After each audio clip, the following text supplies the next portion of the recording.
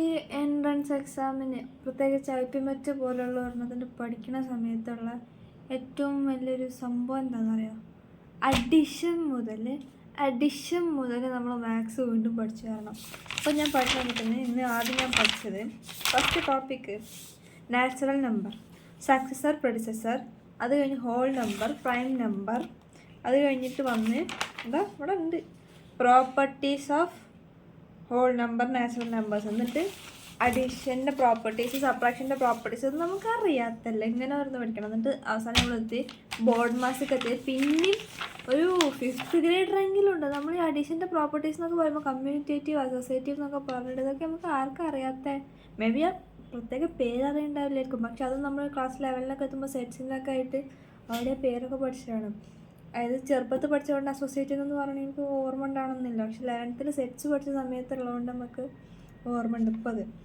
പിന്നെ factors and multiples, divisibility rules, integers, rational numbers, എക്സ്പൊണൻസ് and powers.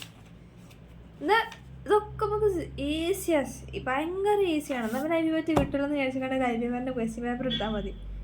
അല്ലോ എന്താണത്, അതും ഇനി നമ്പർ സിസ്റ്റത്തിൽ നിന്നുള്ള സെയിം നമ്പർ സിസ്റ്റത്തിൽ നിന്നുള്ള ക്വസ്റ്റ്യൻസ് ആണ്. ഇത് എൻ്റെ ബേസിക് ടെക്സ്റ്റ് ആട്ടോ. ബേസിക്കിന് അഡ്വാൻസ് വേറെ ടെക്സ്റ്റ് ഉണ്ട്. ബേസിക് ടെക്സ്റ്റിലുള്ള ടോപ്പിക്സിൻ്റെ ക്വസ്റ്റ്യൻസ് ആണ് അഡ്വാൻസ് ടെക്സ്റ്റിൽ വരുന്നത്. അപ്പോൾ ഇതല്ലല്ലോ പടം, അത് ഏത്, അതാണ് നമ്മുടെയൊക്കെ സിറ്റുവേഷൻ. നമ്മളൊരു അതായത് ക്വസ്റ്റ്യൻ ഇടുന്ന ആളുകളെ നമ്മൾ സമ്മതിച്ച് കൊടുക്കണം. കാരണം അത്രയും അതിന്നൊക്കെ എങ്ങനെ പറ്റണോ, അത് ഒരു ക്വസ്റ്റ്യൻ നമ്മൾ ആ ഒരു പാറ്റേണിലുള്ള ക്വസ്റ്റ്യൻ പോലും റിപ്പീറ്റ് ചെയ്ത് വരണില്ല. എനിക്ക് തോന്നാം ഈ നീറ്റിനൊക്കെ അപേക്ഷിച്ച് IPMET ഗുണം എന്താണെന്നറിയോ, അല്ലെങ്കിൽ ഒരു ദോഷം എന്തായിക്കോട്ടെ, ഓരോരുത്തർ പേഴ്സണായിട്ട് ഇരിക്കും. പഠിക്കാൻ ഇത്തിരി ഉള്ളൂ, നമുക്ക് ഒക്കെ അറിയുന്ന കാര്യങ്ങളാണ്. അതായത് ഒരു 12th വരെ മാത്സ്, 12th ഞാൻ പറഞ്ഞു, 12th വരെ മാത്സ് പഠിച്ചൊരു കുട്ടിക്ക് ഈവൻ 10th ആണെങ്കിൽ വലിയ ഇഷ്യൂ ഒന്നും ഉണ്ടാവില്ല. പക്ഷേ 12th ആണ് ഞാൻ പ്രിഫർ ചെയ്യാം.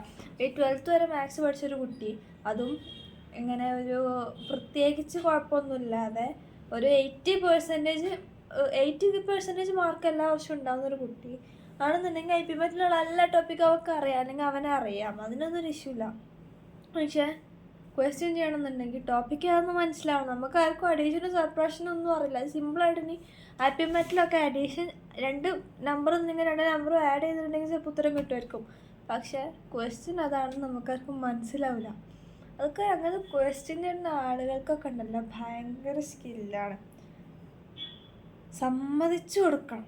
അയ്യോ ഇനിയിപ്പോൾ ഞാൻ പഠിച്ചോണ്ട് ഇവിടെ സ്ക്വയർ റൂട്ട്, എനിക്ക് എൻ്റെ അടുത്ത ടോപ്പിക്ക് സ്ക്വയർ റൂട്ടാണ്. അത് കഴിഞ്ഞിട്ട് ഡെസിമൽ ആൻഡ് ഫ്രാക്ഷൻ ഉണ്ട്.